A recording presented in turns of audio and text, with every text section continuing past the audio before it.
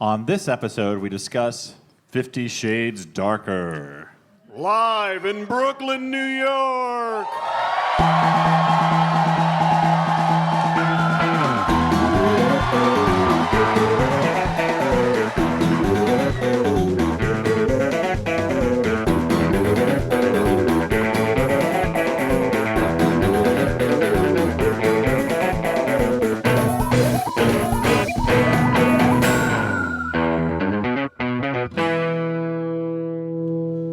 Hey, everyone, and welcome to the Flophouse. I'm Dan McCoy.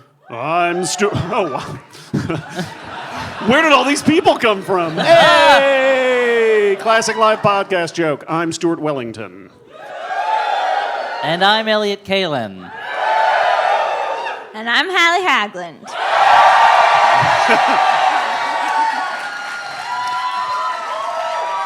Oh, now I know what it was like to be the guy in the Maxell commercials. Blown back by that wall of sound. That reference is old. I can do older. That's right. The star of the show, Hallie Hagland, has joined us, right? For those listening at home, Hallie is doing a sassy head motion. As befitting her status as star of the show. So, Let's talk about this movie. So this is... she wants this to is jump right in. with the Flophouse, what do we do on this podcast? You're the boss. This is a podcast where we watch a bad movie and then we talk about it. And tonight we watched 50 Shades Darker, the sequel to 50 Shades of Grey. And the prequel to whatever the third one is called. No, I watched it. It's 50 Shades Freed. It doesn't Watch make it, but any they show it sense at the at end. all. They show the preview for it. What? You guys obviously didn't watch through the credits. You're right. I forgot to look for the bloops. Where You know, I I there's forgot to cannot look. wait for Sam Jackson to come in and recruit me for the 50 Shades initiative. You know, there's a thing where sometimes when I'm all finished with something, I just kind of fall asleep and forget about the rest.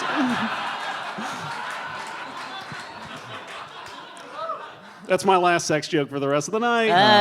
Wow. So I guess- you picked the wrong movie.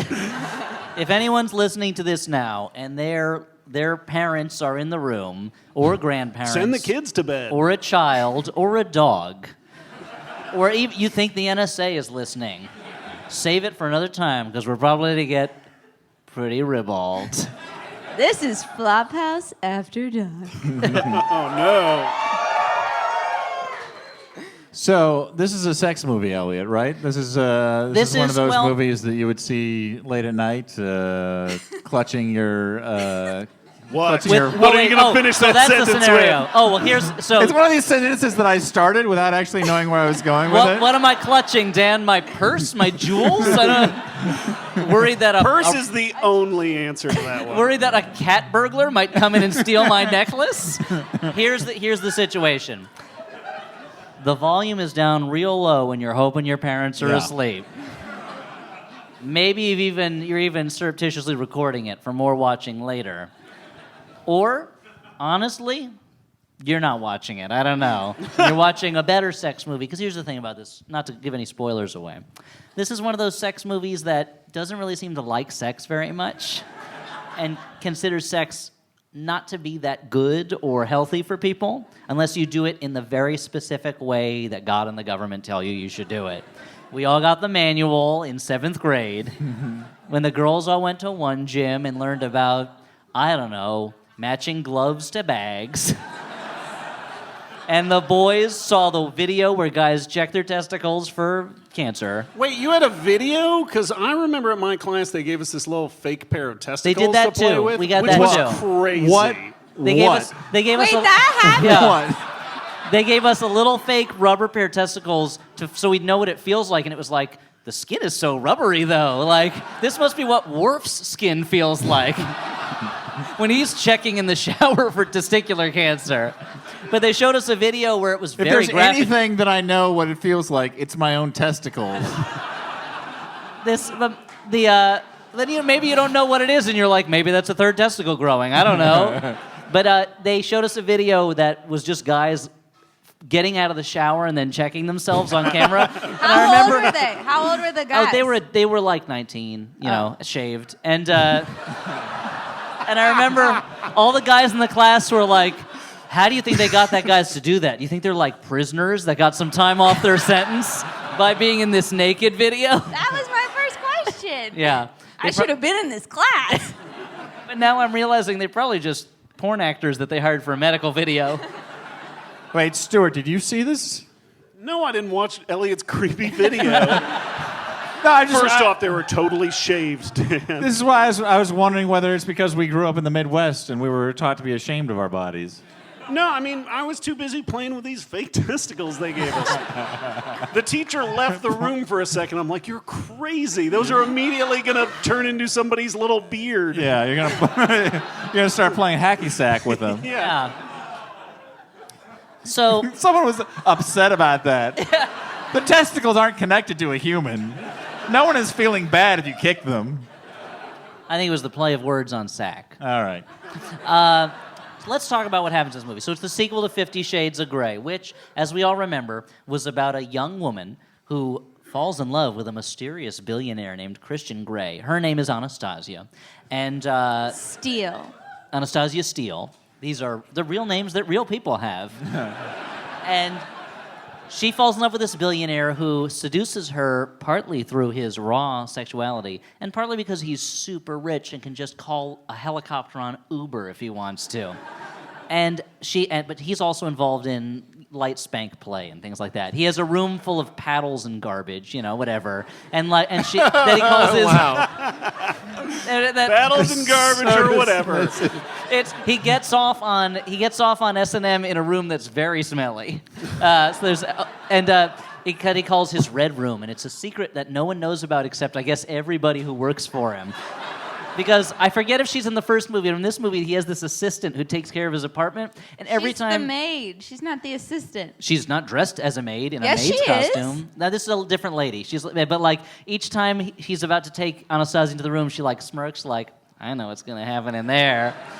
But at the end of the movie, she says, I want you to show me what you really want. Like, show me what you want, what you really, really want. And he says, I wanna hit you even harder than I've been hitting you. And he hits her too hard. And she says, this is too much for me, and leaves and gets in the elevator, and not since the end of Blade Runner, the director's cut. Did an elevator door closing seem so final? Wait. So I was lost completely because I had never seen the first one. When I watched this one, I What? went into it blind. You wanted some kind of Star Wars type crawl that explained the story to you. Exactly. So when he hit her too hard, just not. It was on the butt. Okay, thank you. Yeah, it was on the butt. Okay. This is a movie that The place that is built for spanking. God. As God intended. It sounds like that's an ad. That's an ad for a chain of butts, and at the end, like a folksy voice just goes, "The place that was built for spanking." I dearly hope that the butt is the place for spanking is on your Tinder profile, Dan. If not, you are leaving money on the floor. I hope it's on your business card. Hello, I'm Dan McCoy. I'm a comedy writer, but here, the butt is the place for spanking. Okay, so this movie, they have broken up. Things are not looking great for the relationship between Anastasia and He Christian Grey. sends her a bunch of roses, and she almost just throws them in the trash. In a very That's slow crazy. scene in which she might as well have a thought bubble above her head for how much every move is telegraphed in that scene. She doesn't throw them in the trash. No. They've broken up, and we learn that she is irresistible to rich men with handsome chins as she starts her job as an assistant at a publishing house in a very cool loft space. They're in Seattle, home of the publishing industry. And I remember I watched the first half of this with my wife until she got bored, and Because your wife was saying, I ain't watching something in Seattle unless fucking Frasier shows up. somebody better be tossing some salad with scrambled eggs. And you're like, honey, when did you get so raw about Frasier? And her big takeaway was this woman could never have afforded that apartment on a publishing assistant's salary. Because that's a job my wife had, and she had to get roommates. I think she does have, it is revealed she has roommates later in the movie. So 50 Shades Darker, I apologize for accusing you of that crime.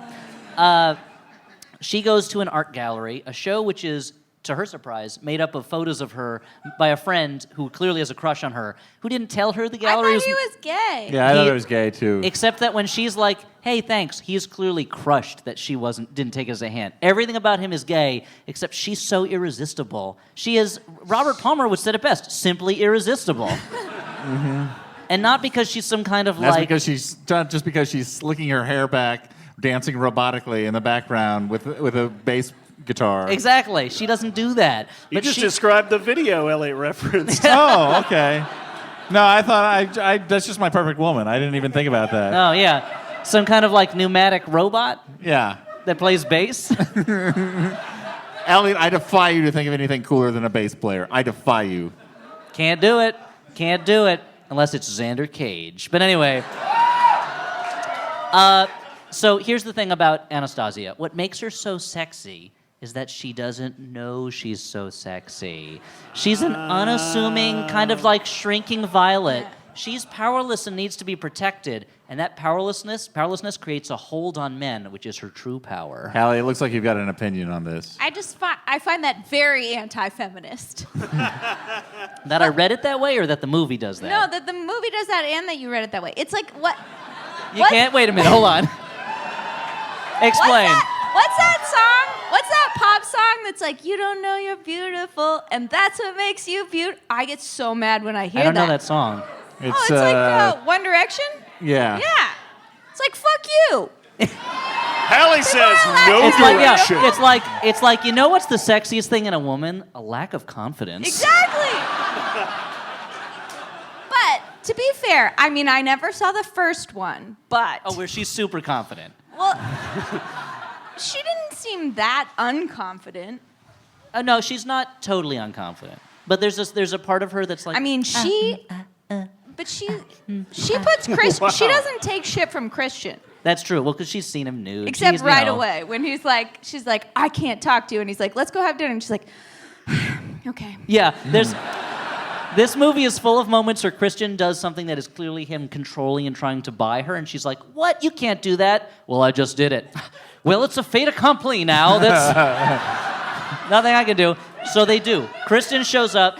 I can't talk to you. Well, we'll have dinner. Okay, great. He orders. Because he buys all of the pictures of her. Yeah, he orders his steak medium, gross, and then He tries to order for her. Yeah. He tries to order for her, and she's like, no, I'll have a salad. I'll have the quinoa. quinoa salad because it's Seattle in Seattle. And so he wins her over. He said in the first movie they had a contract that said how far they could go together because nothing says sex and romance like a contract, just But that like was the total moment- paperwork. That was the moment that I got kind of bummed because that was the only scene in the first movie I enjoyed at all. That's true. Was the contract writing because I just like contract guys. It's super funny to imagine their people getting together just to negotiate it without them, because like that's a funny job. You have to know that they were negotiating very seriously, and then the lawyers must have just stopped him and like, you gotta admit, it's kind of funny. You just gotta laugh. Yeah, sometimes you gotta laugh in this business. She says, okay. He's like, I'm open to a new, we'll redo the contract, you're in charge. And she goes, okay. And of course, he does this when he gives her a new phone? Or is that late? She like gets home. It's that, it's when he takes her home and he gives her. He gives her a computer and a phone because she's in charge. Computer. Yeah, and she texts him a text that. Does it have a good graphics card? Can she play Doom on it? I've can already play downloaded a fucking bunch Doom of on it. emulators for you, so.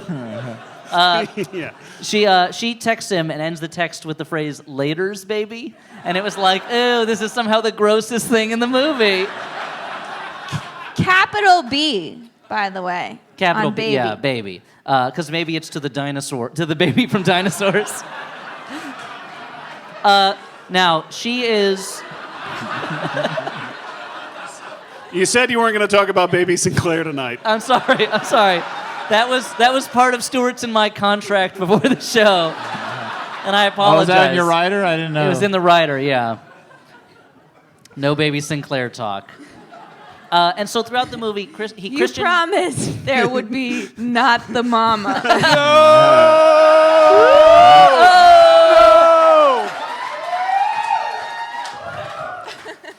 So Christian keeps essentially trying to buy her. At one point, he transfers $24,000 to her account. He's like, "Let me give you $24,000." He And writes her a check and she rips it up. he goes, "Siri, transfer $24,000 to her account." And she goes, "How did you get my account number? Stop that." Yeah. Well, let's go have sex, I guess. Let's be clear about something. Christian Grey, like the movie tries to make it, like the movie tries to have it both ways. The movie tries Yeah. Yeah. The movie tries to get you off on the bondage and discipline stuff, That's one way. and it tries to make you think that BDSM is a disease that needs to be cured. It fits into like that's. What were you saying? I don't mean. No, it's just like the most prudish sex movie. And like the thing about Christian Grey That is sounds like a Disney movie from the '60s, like a live-action film. The most prudish sex movie. starring Dean Jones. No, but the movie tries to make it out like Christian Grey is a creep in part because he likes like deviant sex. But the reason Christian Grey is a creep is he's a creep. Yeah. Like No, but it's not the deviant sex. It's like, that he controls. but that's, yeah, because he controls her outside of it. But then I feel like it's also trying to like plug into some, I don't, like, not a fantasy that I'm familiar with in terms of women having, but just like when he's like, "I own you, you belong to me," and she's like, "No, I don't," but she like is But kind she of loves into it. it. Yeah. And then when she asked him to go on the trip, and he's like, "The answer is no," and like I feel like our this was supposed to be like really big with like Housewives and- right? Are they like jerking it to like? No, Yeah, I just can't go on that jerking trip. it like crazy. This movie, I'm gonna say two things. The One, listener at home couldn't see Hallie's adorable jerking it motion. it was, which It was the which almost motion- knocked Elliot off the toadstool he's sitting on. there are times when Hallie is there's something adorable about you, Hallie. That's like a child that's heard about sex. And it's like, this is how they do it. He kisses her and puts his tongue in her mouth, and she has a baby. Here's 3 points I'm gonna make. One, yes, they are masturbating to that. Two, this movie makes the most sense if Christian is a vampire or a serial killer. And three, this movie fits into, and this is a double-headed point. This movie fits into. Gross, dude. Sorry, too much. This movie fits into two American traditions. One is titillating and then condemning. I was about to say condemnating. Titillating and then making it okay by condemning. It's okay for me to be turned on by this because I'm going to know it's bad and it's going to be judged as bad. So that makes it okay. And number two, there is nothing, for all the like hitting and butts in this movie, Yeah. there is nothing sexier or kinkier in this movie than money. Every time they want to show how great Christian is, he rents a boat and takes her on a boat. He takes her to his rich family's like fancy Venetian-themed masquerade ball, where there's an auction for a night in his dad's cabin, and she throws the $24,000 away. No, it's like, his cabin. oh, it's his cabin. I'm In sorry. Aspen. In Aspen. It's a condo. It's not a condo. It's not that impressive. Yeah. So like this movie it's like the thing that's gonna get people hard and or wet is like Thank you for specifying. Sometimes Yeah. both. sometimes both is look I'm at how getting much, old, guys, is what I'm trying to say. is like look at how much money he has. Look at how easy life is for him because he's got so much money. He can do whatever he wants because he's totally rich. Like He the doesn't movie really is, go to work, right? No, I mean he's basically has Bruce Wayne's job, where his job is to put on a suit, sit through a meeting bored, and then get up and leave whenever he wants. No, but we also forgot to mention that, okay, so she's working at this publishing house, and right when they get together, he's like, "I'm buying that publishing house." And Yeah. she's like, Yeah. "Christian, this is my job." And he's like, "No, it's not even about you. I've been meaning to get into publishing." And she's like, "Okay." Yeah. She's like, that makes sense. Publishing is on the rise. If there's never a better It's a time. wise investment for a billionaire. It's like it's the Citizen Kane moment of him buying the newspaper, except he's doing it to own a woman. Yeah. So anyway, but the movie wins us back over with all the on-the-nose, slow R&B jams that show up over the sex scenes.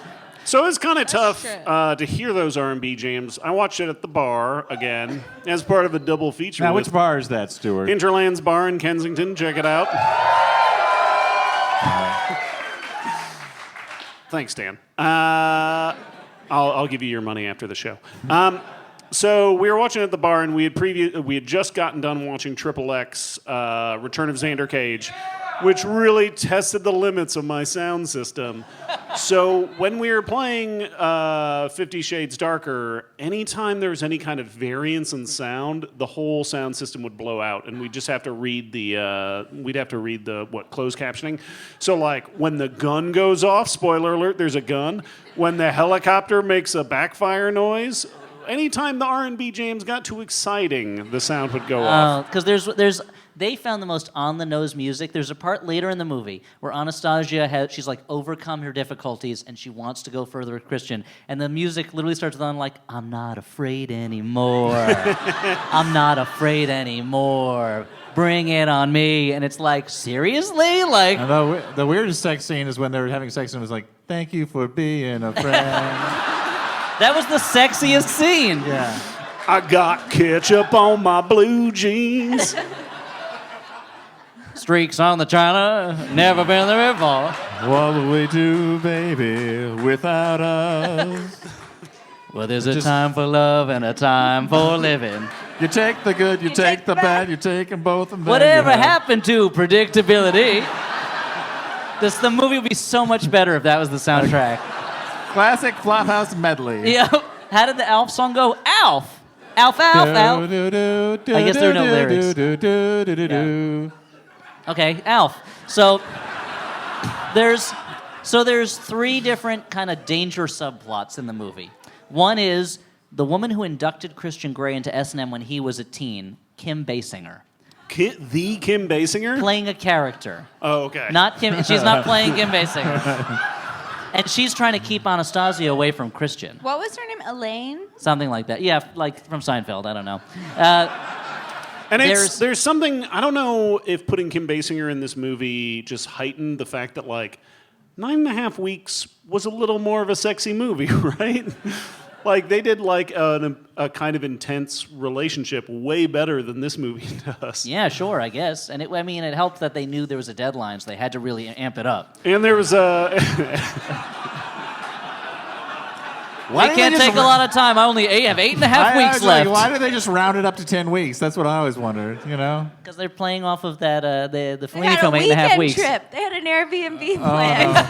yeah. They wanted to do 10 weeks, yeah, but they had to get out because it wasn't available for those other days. They had an Air S&M. There's no way any Airbnb would rent to Mickey Rourke for 9 weeks.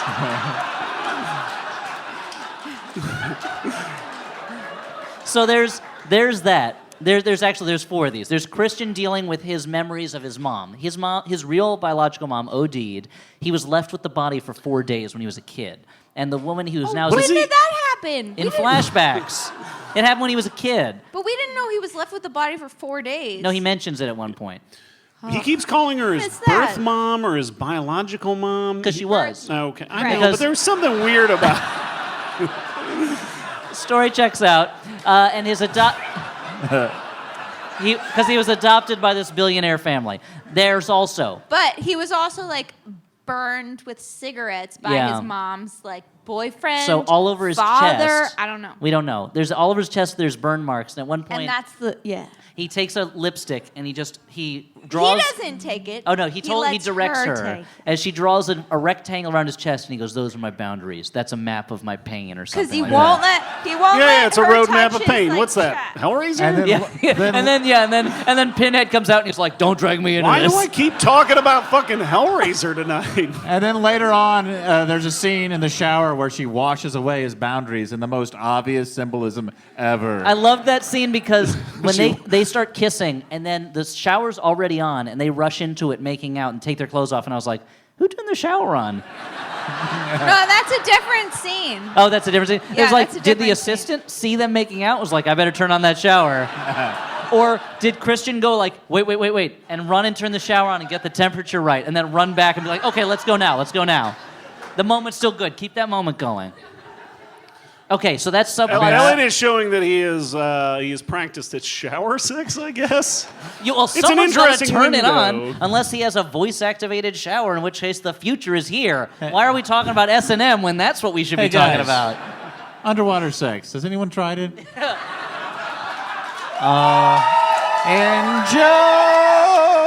In joke.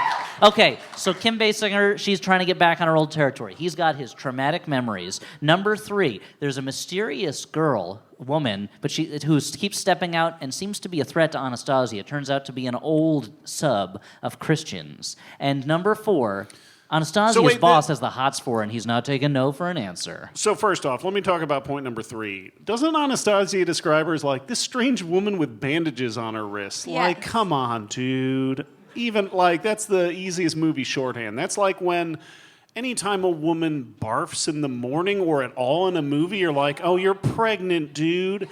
Well, bandages on the wrists. It's not like I love the idea of Stewart as a doctor. You're pregnant, dude.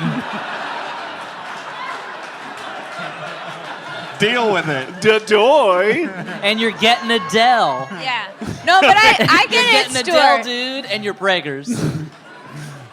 This definitely veered from the nuance of the rest of the movie. I'm totally with you there. Touche. Now I want to talk about point number 4 that you mentioned, Elliot. Her boss, he kind of looks like Garrett Dillahunt if he was a little sexier.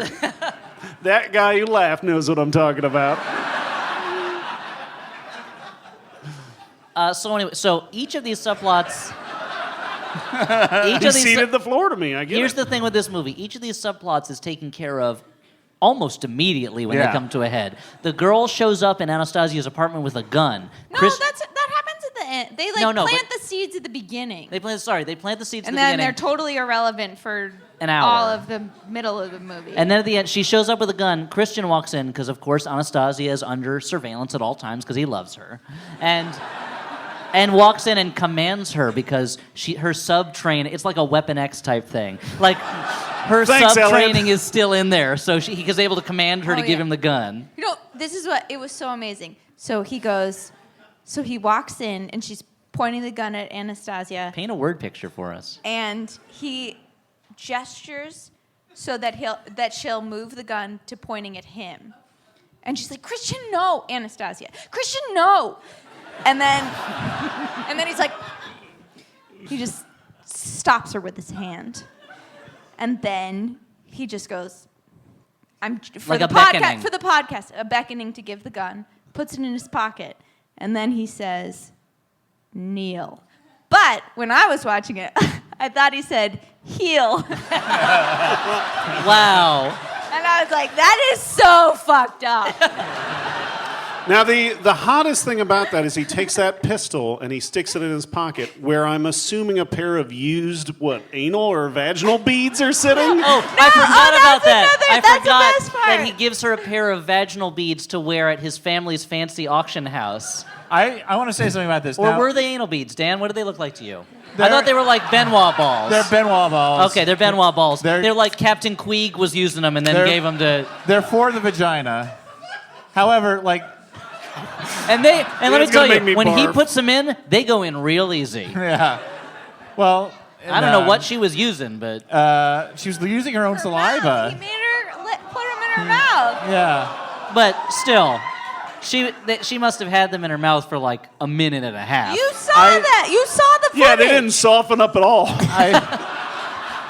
I feel like a marker of how vanilla the movie actually is, though, is this movie wants it to be like this is the kinkiest shit ever.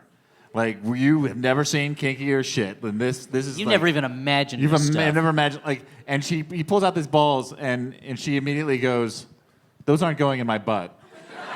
And I was thinking while I was watching it, if this movie had the courage of its convictions, those would be going in her butt. I thought they were definitely going in her butt, and then he's like, "No, they're not going in your butt.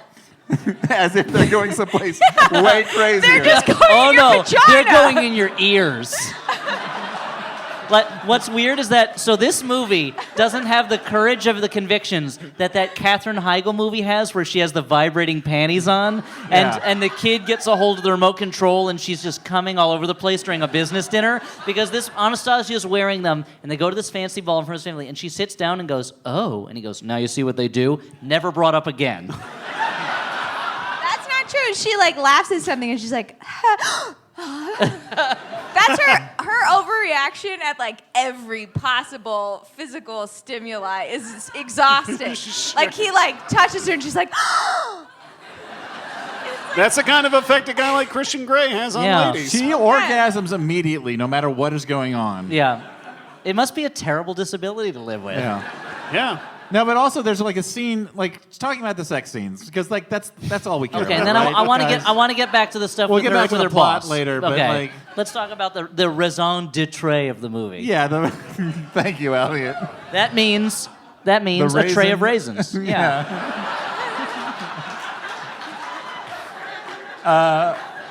There's a scene where she's like, "Spank me," and he spanks her 3 times, like a man who has never spanked a woman. And then So they how have to sex. describe that? How does a man who's never spanked a woman spank a woman? He does it like with this weird like half closed palm, and he just goes in. Like he's and, gonna throw a knuckleball? Yeah, he goes in. There's no follow through. He just sort of stops when he reaches the. I mean, I understand that this is like a movie with actors. They can't actually. Actors who, by all accounts, did not like each No, other. no. really? But- If apparently they did not care for each other instead of the first one. Maybe I don't know. Maybe they buried the hatchet. But there's 3 spanks. Yeah, all right. That's a phrase people use. There's no innuendo in that one. There's 3 spanks, and then it's just like, and now the missionary sex. And it's like, if there's one thing I know about people who like spanking, it's that they love to just stop after 3 spanks. It's the rule of threes, Dan. Yeah. I gotta say, nothing makes me happier than Dan getting mad at how boring the sex is. This was a perfectly good movie. It could have been a perfectly good movie about butts, and then they fucked it all up. And there's a lot more boob shots in this movie. There's less butts, I think, than even in the first one.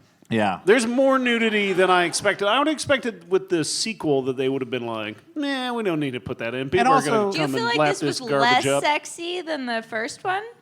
Having not seen the first one.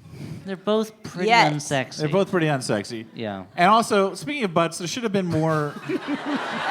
As you often are. There should have been. I feel like that segue should just go assumed whenever you're about to say something. There is a dearth of male nudity in this film. For a film that was like based on a book that was written by and for women, there's very little male nudity. He has a lot of sex with his pants on. Yeah, he doesn't even, he gets her fully nude. You see everything about her, and then he undoes his buckle and he's having sex with her. The ultimate fantasy. No, there's literally a scene where he still has his Put on a jeans brown on. T-shirt.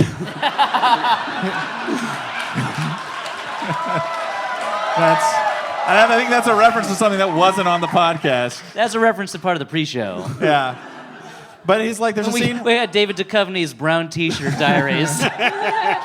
There's a scene where his jeans are halfway down his butt and they're having sex. Yeah, that's the sexiest part of the butt. So the you're top. Yeah, you want to see the full butt. I mean, top there butt. was the very sensual scene when he was working out and he has a pommel horse in his workout room. And he just balances on it for a long time. I know. I was like, this would be so hardcore if he started doing a gymnast routine on this.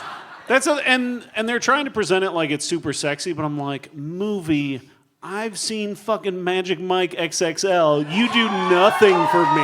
Yeah. In a world where that exists. Anyway, so We're way behind. I want We to get should- back to the plot. Speaking of behind, we're way behind. I want to get back to the plot in the last strands. Her boss sexually harasses her. Christian, of course, has bought the company and fires him. Hey, there's nobody who understands the fiction editor's work like the fiction editor's assistant.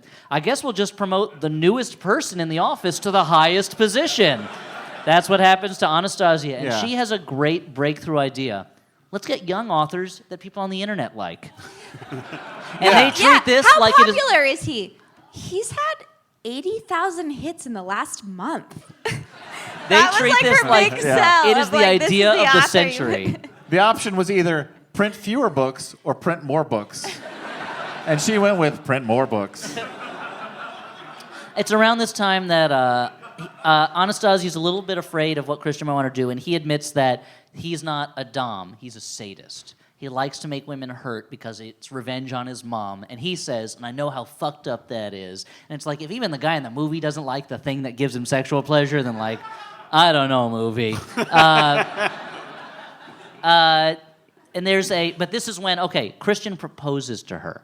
She says, I'll think about it. He wants to make the ultimate commitment. Because you know what? There's no stronger bondage than a wedding ring. Because that's a bondage of souls.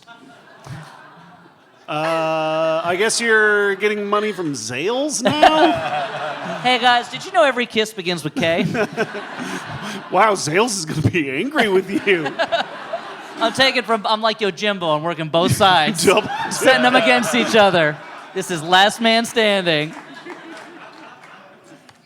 She says, I'll think about it. She decides, of course, that she is going to answer the proposal in the form of giving him for his birthday a novelty keychain that says yes. But before he opens it,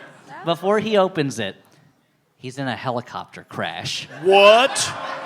He's in a helicopter and crashes into the beautiful Pacific Northwest.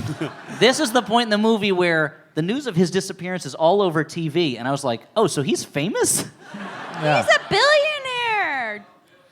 Okay, like there's a lot of billionaires out there. Anyway, If only... Actually, No, go on, Hallie. this is the part of the movie where I cried. then Hallie, I let's want you to explore tell this. us. I Let's want you to explore tell this it, a and I little want you bit. to tell us. Because she goes back to the apartment that he's now given her a key to, which was a big step. But He says you can bring some of your Yeah. stuff here, and it's like Uh, he might as well opened his soul. right, but so she's there, and his family, Marcia Gay Harden, his adoptive mother, but he named a boat after her, Grace. Yeah. You know, he loved it. Okay, so she's watching. So they're all watching the coverage, and she's like, he can't be dead, and she's like, we didn't have any time. And like that's when I started crying. Well, lucky for you, Hallie, that no less than I think 4 or 5 minutes after the crash scene, Christian walks back into the apartment. It's okay, everybody. He survived. Oh. And she says he opens his present, sees that the novelty keychain that says yes, and she's accepted his proposal. That's, according to my notes, when they have their you- shower sex in their clothes. Yes, that was. And when they go to the showered. red room and the song plays that says "I'm not afraid anymore." Now, were you hoping that he was going to come back like Mr. Rainsford and Jane Eyre, all like burned up oh and yeah, shit? all scarred had and blind. But like kind of awesome and burned up, I wanted to come back as like Darkman. Yeah. a lot like Darkman. So he can't feel pain anymore, and he has other powers, I think. Because the question is whether he can feel pleasure now, and he has a machine that makes faces. That's what Darkman's about, right? Some kind of face-making machine. So Yeah. that would It's fit about a nose perfectly. that explodes. Wait, he That's has what I a remember. nose that explodes? No, remember he's like trying to simulate the flesh, and that nose just like goes. Plop. Explodes guess I was do selling it quite a remember. lot, yeah. Yeah. So there's also the point where someone's like, Christian, you're only 27. And I was like, no way. Wait, Get Come the what? fuck on. out of here. No way. I missed that. But, Seriously? He looks bad for 27. He looks, yeah. That was the first moment where I was like, maybe this guy was left with his mom's dead body for 4 days, because he does not look 27. Yeah, he's like a ghoul or something. He's got crypt rot.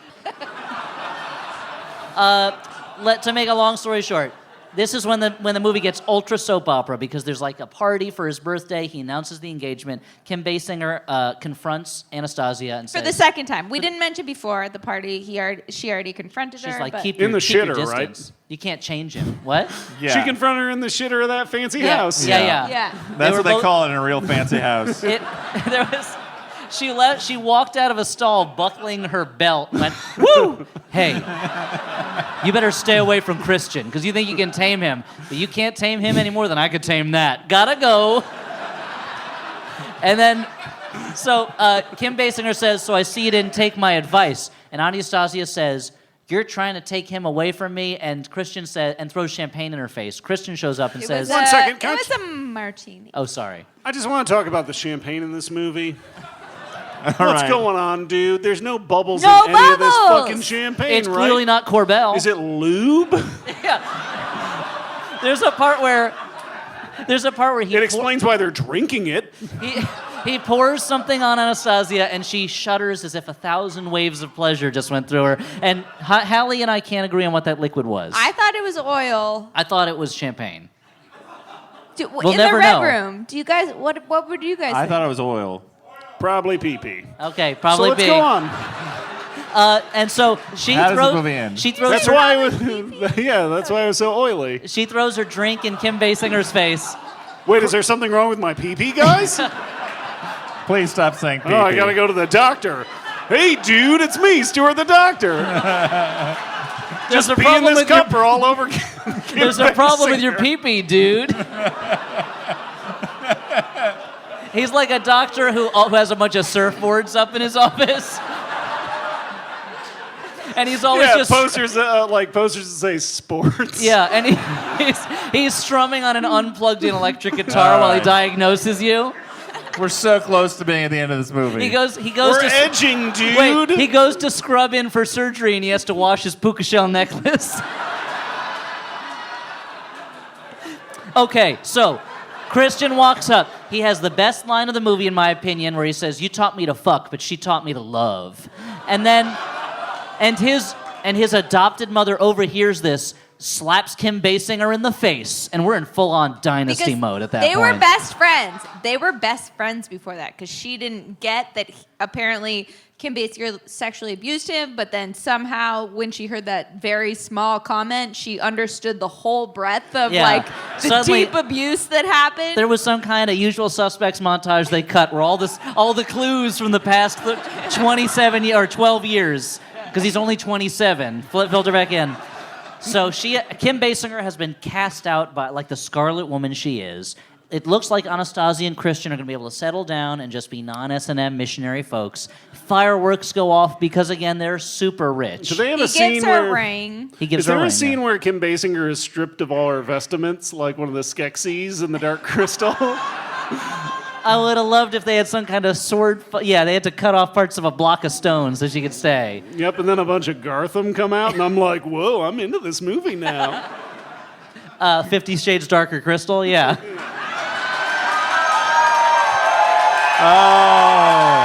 Oh, Oh! it's a real cat on a hot 10-10 roof situation there. Oh, you really man. got it. Imagine how much butt whipping you could do if you have 6 arms like one of the ancients. Maybe they only had 4, I don't remember. Anyway, everything looks like it's going to be great, right? But we know there's another movie in the series. How could they have reached such a picture-perfect ending? Because far away on a rock mountaintop, watching the festivities, who is it? It's several details we forgot to include earlier on when we were just Like what? describing these. Like what? Which was the creepy boss who sexually talked harassed. about this. We talked about it, yeah. I know we talked He about got it, fired. but we didn't say that there was some anonymous person at the birthday party that took a picture of Christian Grey's family Yeah. portrait. And when I saw it, I was like, oh, that's like Anastasia's boss. Why is he at that party? But apparently it was supposed to be. You didn't think it was just like some guy going to a party? He's like, oh, there's some nice pictures here. I'll take photos with my phone like a normal person. Well, he's like, Right. what's the modern artist who takes pictures of fine art pictures in museum settings or home settings and to comment on the institutional qualities of the art market? Who am I talking about? All It right, was yeah, in the let's New crowd- Let's Yorker. crowdsource this fucking thing. Okay, anyway. Well, the point is he's got that picture because he got it developed super fast. That's crazy, dude. Oh, yeah. He took it to a Thank 1-hour God photo we did that place. analogy.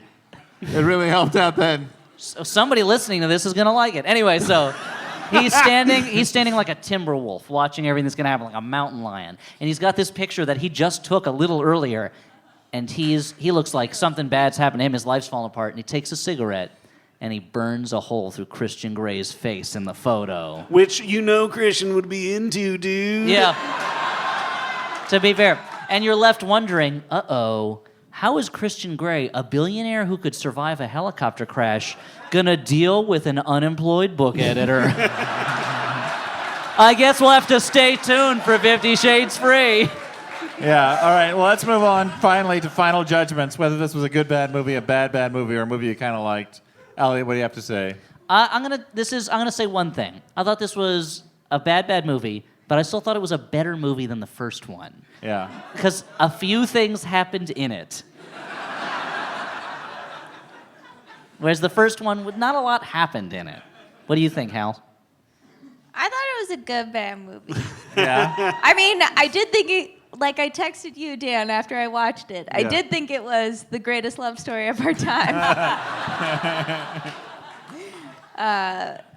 But a little slow. I feel like there's a good bad movie hidden in this one if they could cut like 35 minutes out of it. I think Dakota Johnson should be given props because she is good in this. She's pretty good. And she has like nothing to work with. Yeah. No, I would agree with that. I think it's a bad movie, but it's kind of fun. It's more fun to watch than the first one. I agree because I think it has a sense of humor about itself a little bit. I feel like they kind of know it's ridiculous, and it's a bunch of talented people being like, "All right, we got to make this fucking movie."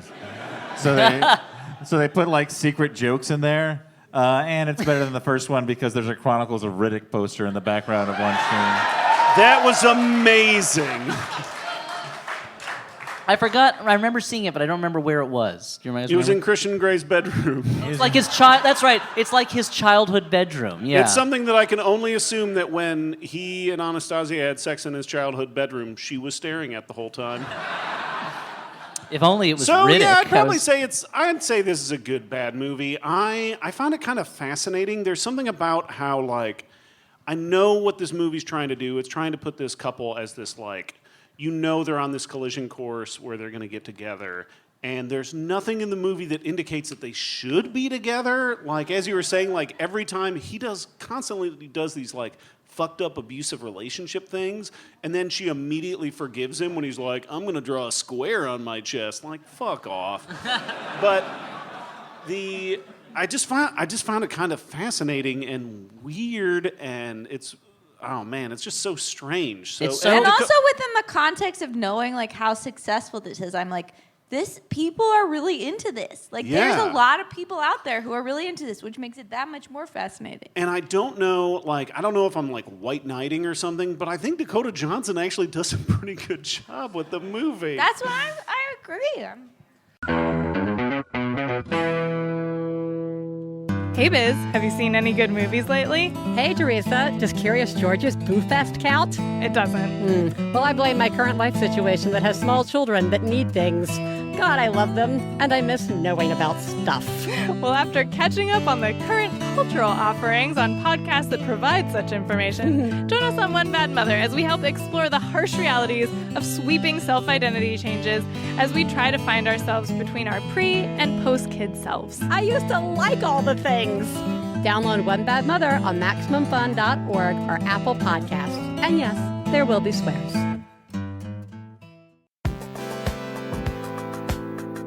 Max FunCon tickets are on sale now at maxfuncon.com. Watch stand-up comedy on a mountain, roll out of bed after a dance party to see a live podcast taping. Take classes from amazing teachers with the most supportive group of people you'll ever meet. Make a bunch of friends and eat a ton of s'mores. Come to Max FunCon at Lake Arrowhead, California, the second weekend of June for friendship, comedy, and creativity. Get your ticket now at maxfuncon.com.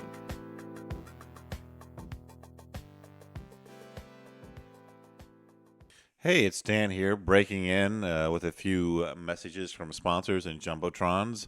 Sorry that I'm flying alone. I know you like hearing those other two jokers, those other two crack-em-ups, those other two jerks talk, but, sometimes you gotta do it solo. And speaking of solo, it's not actually speaking of solo at all. I'm just looking for a segue, and one did not present itself to me. Blue Apron. Blue Apron is your number one place to get fresh, pre-portioned ingredients and step-by-step recipes right to your door. That can be cooked in under 45 minutes. The menu changes every week based on what's in season and is designed by Blue Apron's in-house culinary team or culinary team. Either way is correct. You can look it up in the dictionary. Blue Apron sends only non-GMO ingredients and meat with no added hormones.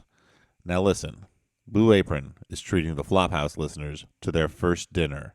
A $30 value if you visit blueapron.com/flophouse. So check out this week's menu and get your $30 off with free shipping at blueapron.com/flophouse. Blue Apron, a better way to cook. You know, people say I read these things too slowly. And maybe they're right. I don't know. Should I speed through the next one? Is that insulting to our fine sponsor who paid for a certain length of a spot? Who knows? Who knows? I don't know. I should know. I'm the producer of this damn show. But that brings us to Squarespace. Squarespace. Things you can do with Squarespace? Well, you can create a beautiful website to showcase your work. You can sell products and services of all kinds. You can announce an upcoming event or special project. All the things you can do basically with a website, you can do with Squarespace.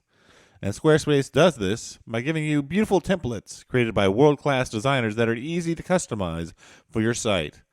Powerful e-commerce. They don't give you that. And frankly, I'm really, more websites should give you bada-bada-bada.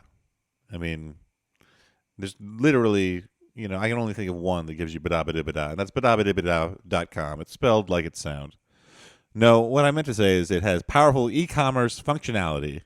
Everything optimized for mobile right out of the box with built-in search engine optimization and analytics and 24/7 award-winning customer support. So head to squarespace.com for a free trial, and when you're ready to launch, use the offer code FLOP to save 10% off your first purchase of a website or domain. Now, this is the point in the Squarespace ad where Elliot would probably say something like, Dan, can I use Squarespace to do my website poopcastles.com? And he would go on a long rant about what poopcastles.com would be. I'm assuming castle's made of poop, although maybe it's just a castle where you can go to poop. And I would say, yes, Elliot, you dummy. Any website can be done with Squarespace. So let's just pretend that happened here. We got a couple of Jumbotrons on the docket here. Silver Screen Redemption Podcast. Is making fun of bad movies not enough for you sometimes? At the Silver Screen Redemption Podcast, you can help us make bad movies. Specifically, we make bad sequels to all your favorite movies, like La La Land, It, and All Dogs Go to Heaven. Look for the Silver Screen Redemption on iTunes or wherever you download podcasts. Wherever you download podcasts. We have a personal Jumbotron message as well. This goes out to Annie and Rafe from Sean and Sky. And it says, Happy Cagemas. Hopefully this comes out in Cagemas. Otherwise, happy belated Cagemas. Thank you for introducing us to the original Peaches, and hope you guys have a great time in BC, and may all your Cagemas wishes come true. That's nice. I don't know what Cagemas wishes are. Maybe a new castle? Not a poop castle, but... So, back to the show, where we're taking questions. See you on the other side. All right. We should move on because we're running long to our final segment of the evening, which is taking some questions from the audience. There's a microphone over to the left of the stage here. If you were at the early show and didn't get to ask a question, rush over as fast as you can, I guess. And if you weren't at the early show, I guess also rush over. Or No, I what? just feel bad about the people we weren't able to get to. You're right, because Dan, this is a special time. It's a special We time gotta that we all stand up, get to share Hallie. together. So, Hallie, stand up and join us, because this is a time. This is the time to remember when you get to ask us questions. This is the time to dismember. If you caught the guy who killed your parents, this is the time to remember. Was this the same guy, or did you get the wrong guy? This is the time for November. No, wait, it's June. November's too soon. This is the time for the questions, and they will not ask forever. This is the time for the all right, there's people questions, standing in and I line. will not stop. No, never. Hallie, take it. I can't. It's kind of like how in 50 Shades of Grey, the music just kind of matched the moment, right? Yeah. I apologize for everyone who's too turned on now because of that. Sir, you've been waiting patiently while Elliot sang. What's your question? Hi, I'm Andy. I flew in from Singapore. I'm just here for a couple days. Whoa. Glad I got to stop by. Thanks for flying in, I assume, just for this show, and you fly out tomorrow. Exactly. I used to have a very vested interest in sex toys, and I want to know what It's that kind of night, everybody. what are the best sex toys in movies that you've seen? Best sex toys in movie. Hello? Okay, wait, I had a problem with the mic for a second, but now it's back. Best sex toys in movies? Well, you guys have seen Seven, right? Well, no, not that one. Not that one. Not that one. I don't know. Now, is this in mainstream films or Yeah, I in don't know if I've pornographic seen, films? yeah, I've seen sex toys in certain films that I have watched primarily on my computer. But I don't know about mainstream films. Primarily. Sometimes on a Jumbotron. Sometimes I want to share the experience with others. Yeah, you know, a power glove can be a sex toy from the movie The Wizard if you're using it right. I don't know. I don't know. Oh, someone shouted out Sleeper for what's it called, the Orgasmatron or something? I don't know if I'd call that a sex toy so much as a sex booth. It's a little big and expensive to call a toy, but And I think somebody also shouted out the pie from American Pie, I'm assuming. Yeah. Just That's more- fine. I'll say that one. Certainly tastes good. that's as good an answer as any. All right. Thank you for that question. Stumped us. It's The Stumped Late the Show Flophouse gets a night. little blue. A little blue. Kyle, last name withheld? Hi, Kyle. Katarn, I'm assuming. Oh, well, from Star Shadows of the Wars, Empire. Star Wars. That's From not Dark Shadow. Lord- That's fucking Dash Rendar, dude. Oh, I'm I have sorry, to call sorry. it out because I feel Ooh. like you've I'm already so made sorry. that joke for a Kyle. Okay. Thank you. Go on, your question. So I recently re-listened to the last Airbender episode, which is Sure. a really bad movie based on a really good franchise. Uh-huh. So I was wondering if you've ever seen a bad movie based on a franchise that even though you didn't like the movie, you were still interested to check out what the franchise was about. I feel like it's not I guess it's kind of a franchise, but like when I saw Dune as a kid, I was like, I don't know what's happening in this movie, but I want to read this book real bad. And I liked it a lot. That's a good question. I can talk about Dune some more. It's weird how much of the Flophouse has become a Dune podcast, but That's why. yeah. I mean, Well, there's movies like The Mask that I was like, I'm kind of interested in reading the source material. What's going on here? But I guess that was a great movie because it gave culture so many great lines like smoking and all the other Somebody fucking stop bullshit. me. Somebody stop me. Yeah. Somebody stop me. Contributed Cameron Diaz to the world. Uh-huh. Yeah. And a dog with a mask on, like totally pees on dudes. I think I have a theme tonight where I'm talking about pee-pee. Aw. Dan, Hallie. I don't even have an answer to this question because I don't even really understand it. So I'm not. Dan, is there some like manga you want to read because you love the anime so much or didn't care for it? Yeah, let's say that. Let's move on. Okay, next question.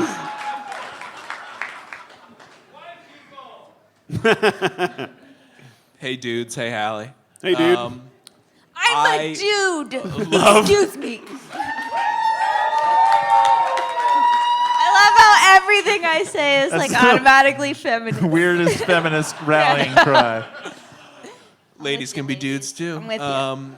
I am a big fan of the Flophouse, but I'm also a big fan of your work as the Hogs Bottom 3. Oh, thank you. Stuart Wellington's baby. I'm hoping to start up a D&D podcast of my own, and I'm wondering if you have advice for how to keep a D&D podcast entertaining and not a lot of math. Stuart? Yeah, I mean, I think a lot of that falls on the dungeon master. Obviously, your players could spend the whole time jibber jabbering and hanging out in the bar the whole time. I would say for like a a very audio loud problems. refrigeration unit of some kind started up. from a practical standpoint, I would say if you're going to be the dungeon master, just sit by yourself and roll a 20-sided die a bunch of times and record all the results. Then take that piece of paper and use it on air so you don't actually have to roll the dice every time. It cuts down quite a bit. Good answer. Good answer. Okay, next question. That's real. please. Like a genuine nuts and bolts answer. Yeah. All right. Thank you. Hi, my name is Matt, last name withheld. I drove up from North Carolina. I just want to shout out. Whoa. Well, yeah. no, Singapore was way more You got impressive. I'm just saying this because the New York Max Fun group is like amazing, and we want to like destroy them at some point, but it's gonna be a couple years. We don't It's need amazing. to be. I must destroy Is them. this Is this raw all of a sudden where you're Yeah, a like, little bit. hey guys, I Little know bit. you're doing something, but check out on Thursday we're gonna be having this fight. Hate me, hate me. So my question is, so the first movie is pretty much, it's like Anastasia and Christian and her roommate, like a little bit in the beginning, but this movie introduced a number of characters that were kind of affecting Christian's life and Anastasia's life. Which of those characters would you like to see in either like a David Fincher or Darren Aronofsky movie that was just about their life and all the weird fucked up shit that happened to them since they met Anastasia or Christian? Because there's so much baggage there for every one of them that shows up. I have an answer immediately. Okay. All right, you know the scene where Anastasia's gotten the promotion, and then the woman who has worked at that company for way longer comes in, and she's like, oh, how does this work? I guess I'm your assistant now. And she's like, listen, I don't know. Let's just play it by ear. Don't get coffee for me unless you're getting coffee for yourself. Yeah, because she's quoting her mom's movie, Working Girl. Oh. Yeah. Well, I didn't get that. No. When I was watching, I was like, they just stole from Working Girl, and my wife went, because it's her mom. Oh yes, of course. Okay, now I get it. But anyway. Further. Okay, that's awesome. Thank you guys. But beyond that, life is really fucked up for that woman who should have gotten the promotion. To be fair, been there for way longer. Anastasia had a great couple weeks at the office. Yeah, so I would like to see the story of her because she's hot. She's been there longer. Her name is Anna, her name is Hannah versus Anna, which they called her at the office. No, yeah, I'll watch this movie. All good stuff. Yeah. Yeah, stop getting mad, Hallie. I would like to see a movie about Christian's. Is she a maid or? I think she's his assistant, but I don't know. I mean, the stuff she's seen. Yeah. When she cleans out that shower that I'm assuming squirts out lube instead of water. It's like the girl with this not quite dragon tattoo, but pretty cool tattoo, but you never get to see it. Yeah, I think that's right. I don't quite know what you mean, but let's go. I think that's a good answer. We should move on to the next question. Good answers. Good questions, good answers. That's the Flophouse way. Yes? Hi, guys. So my question is, in the spirit of this franchise, what is your favorite, most awkward or unconvincing sex scene in all of movies? Oh, there's so Jesus many. Christ. Well, you have one, Stuart, from your least favorite movie of all time, right? I mean, there is a scene in the worst movie of all time where give me 1 second, it Name has it. Josh Hartnett in it. Name it. Do you remember the name? It's flopped right out of my head. It's got a number of days. And a number of nights. 40 days and 40 nights, Yeah. guys. I did it. You're welcome. We got there together as a team. So in this movie, there's a scene where Josh Hartnett, abstaining from sex for Lent, like you do, premarital sex. If he got married during the course of the movie, I guess he could have sex. That's fine. But he brings Shannon Sossamon to climax by blowing flower petals across her tummy, which, dude, that counts as sex. Like a rose by any other name. Literally, because roses have petals. Did I vamp long enough? Yeah, no, that was good. Okay, that was good, cool. yeah. I just want to shout out to all of the Cinemax and Showtime movies where people are supposedly having sex, and they do it in such a way where they contort. Their hand is always in front. always over the penetration area, and they appear to be having sex with the woman's navel. That's what I. That's what I was going to say. That's led to some awkward moments for you, I'd imagine. Yeah. I'm like, no, this, I think you do it like this. This doesn't seem to be going anywhere, guys. TV told me. I'm supposed to put my hand here. I don't know why. Hallie, do you have one, or should we move on? Let's move on. Okay, good question. Thank you. Thanks for coming. Okay.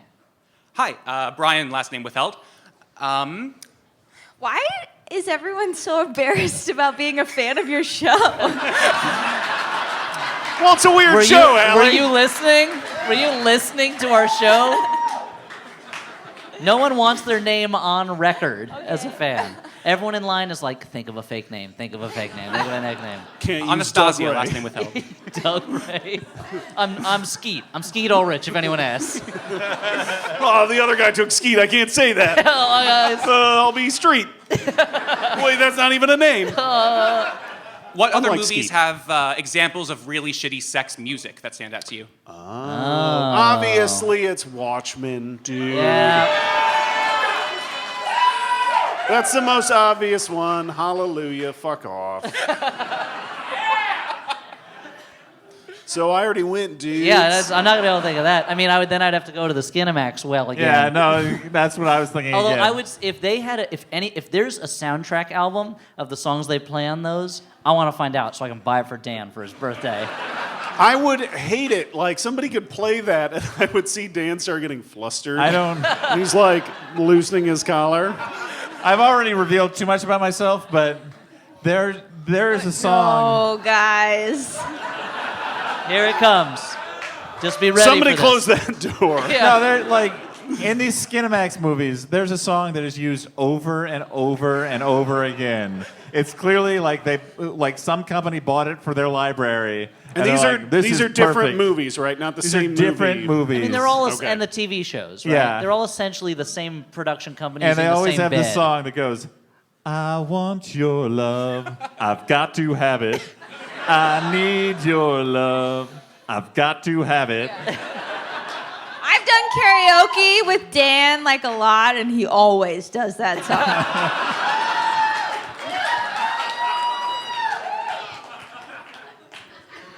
Good question. Good question. Hi, I'm Erica. Hi, Hello, Erica. Erica. So, Elliot, you said earlier that this movie would make a lot more sense if Christian Grey was a vampire. Yes. My understanding is that it actually started out as some kind of Twilight Exactly. fan fiction. It was I've Twilight heard fan this. fiction, and once you think about that while you're watching it, you're like, oh, I get it. He's well, a vampire. Right? Yeah. So I wanted to know if there was any other exciting fan fiction, erotic or otherwise, that you would really like to see turned into a series of movies. I mean, some would say that many of the comic books produced today are just fan fiction with official temperature on them, but I wouldn't say that. I wouldn't say that.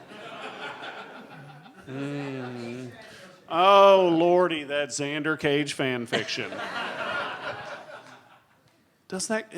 Is there something that's more than meets the eye about this young lady hanging out with Xander Cage, Elliot? We'll have to You'll read have the to story. read the story. Story to find out. And then That- produce my screenplay adapted from that short story. I guess I don't know fan fiction well enough. Hallie, you write a lot of it, right? But it's mostly about people you know. Yeah. It's about you and Care Bears. Two Yeah, Okay. people she knows. Okay. things I know. Yeah. I don't have But it's an really romantic, right? It's not really the sex that you're interested in. It's No, the it's relationship. not romantic. It's dirty. Oh, okay. It's a new meaning to the word care. Man, but I don't know. That's a good question. We're going to have to do some research and get back to you on that one. Thank you. Next question. Okay, this question is for Dan. Is Jackie Chan in this movie? It's a good question, dude. All right. Can you answer this? So, okay. He was in Mr. Nice Guy. He was in Rumble in the Bronx. He was in Police Story. I think Jackie Chan was not in this movie. Okay. Yes. Thank you. Good job, dude. Mine's not gonna be as funny as that. Will last name withheld hyphen last name withheld. A hyphenated last name. Oh. There's a story behind Both that. withheld? Yes. Okay. For different amounts of time.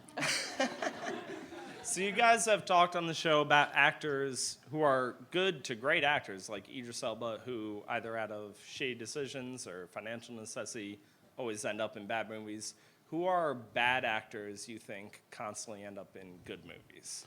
Otherwise good movies. Ooh, time to burn some bridges. I mean, there's a certain actor who I'm not a fan of who has been on the skids a little bit, but for a while he was in everything. Who I don't want to give away who he is, but his name rhymes with LaRuff. His name rhymes with Niall LaRuff. And for a while he was in every single movie, and I was like, he's fine. Why is he in every movie? And then I remember talking to a coworker of mine who was a girl or a lady, and she was like, oh, you don't get it. And I do not. You know, I think I can't think of. I think of more like actors that keep getting miscast. Like there was a period of time where Colin Farrell, who I think is very good in certain things, they kept putting him as like the badass lead in an action movie, and I'm like, I don't want to see that, dude. But he has a pretty good range, and he's a good actor, just not in that, man. But I thought he was good in He was great in Yeah. The season 2 of the True Detective, right? What are you talking about?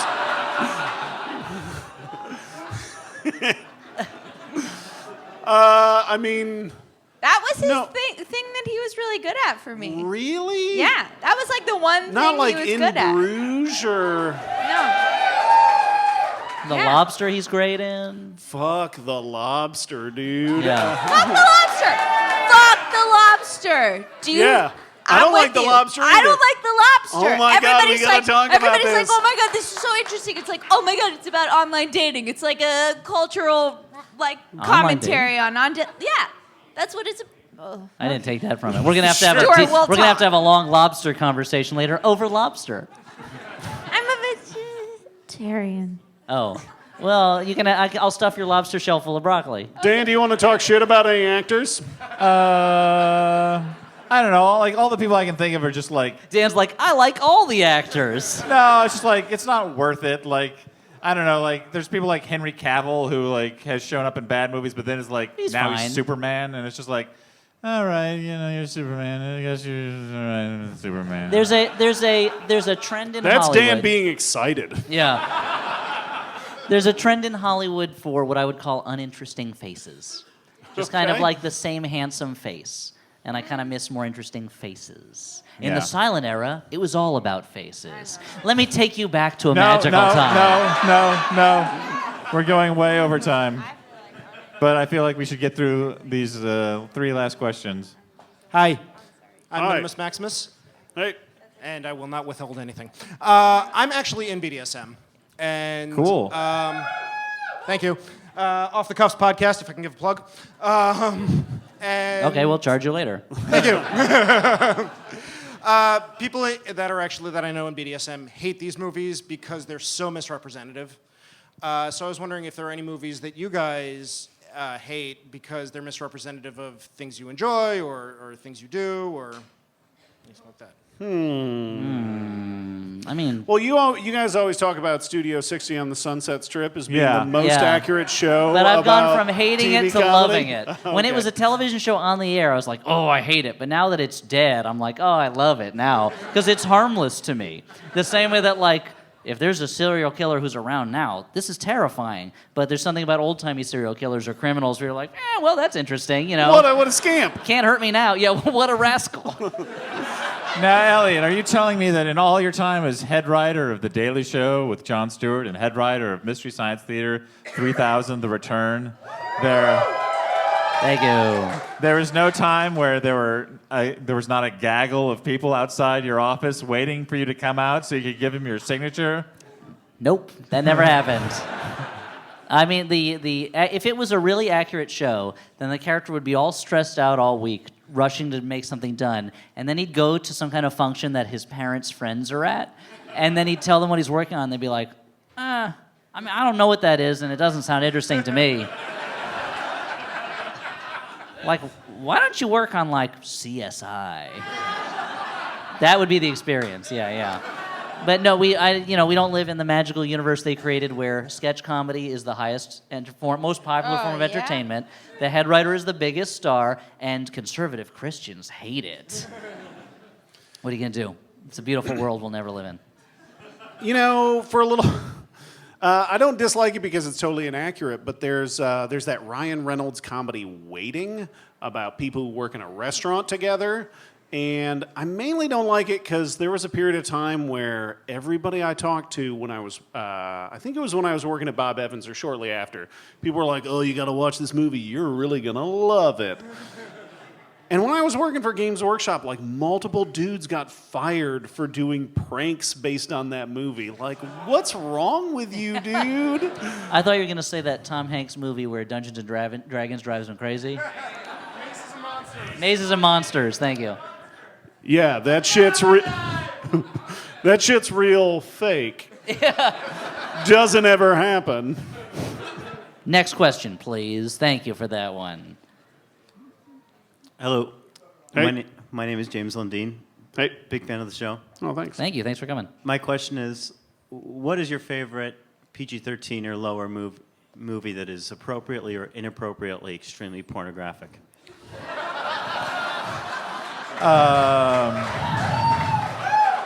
All right. Pretty Woman. Pretty Woman.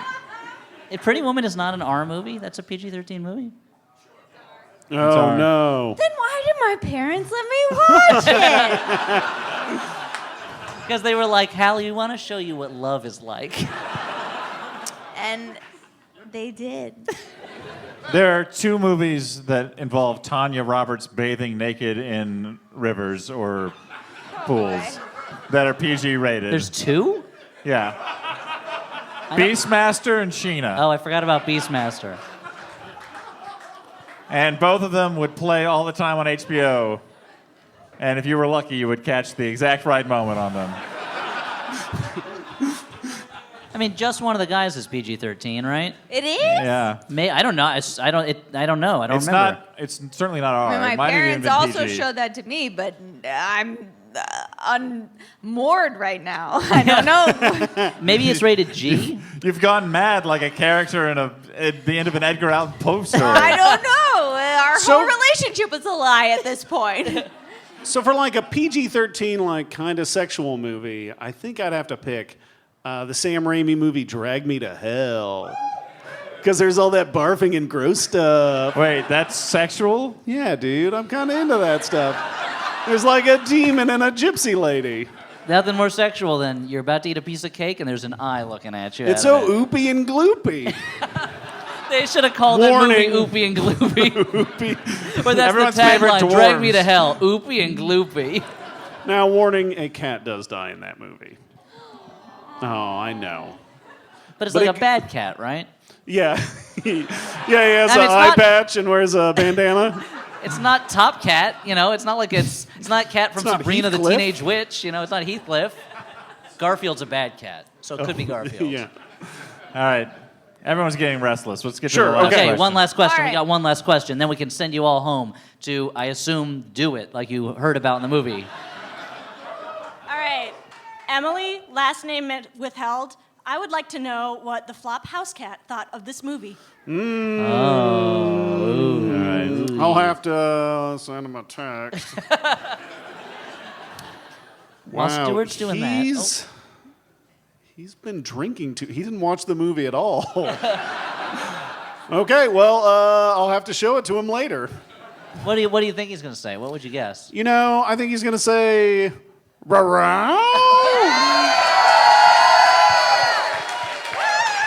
And I'm like, get out of here. It wasn't that good. Wait, so when he's like Chewbacca when he says that, you understand it as sentences? I think Chewbacca's like him. All right. Guys, it's been a lot of fun tonight. We appreciate everyone coming out. Elliot. Thank you for being here.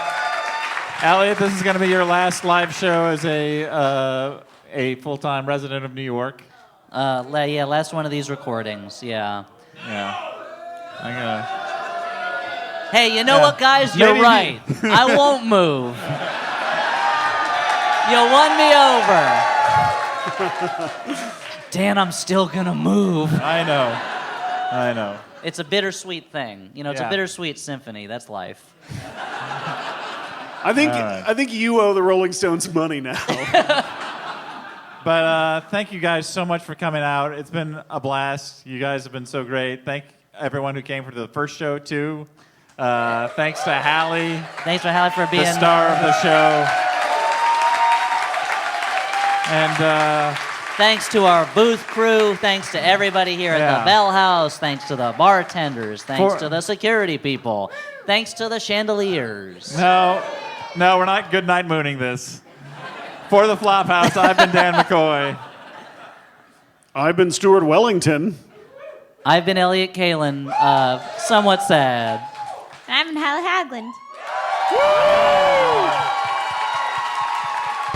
Thank you, everybody.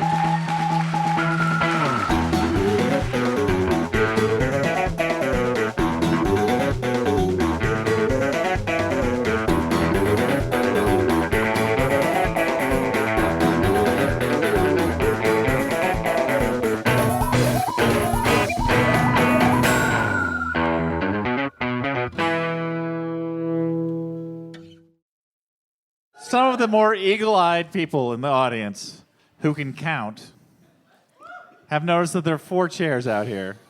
Dan, are you implying that there are people in the audience who can't count? I'm implying that there's some non-eagle-eye people out there. People who have not stolen an eye from an eagle and put it right in their own eye. Sure. No, you got me. I shouldn't have critiqued you. Does that work? Because my eyes are terrible. It works, but I mean, if you want to desecrate the symbol of our great nation, Elliot, just to improve your own vision, then Very fine. much so, yes. All right. MaximumFun.org. Comedy and culture. Artist owned. Listener supported.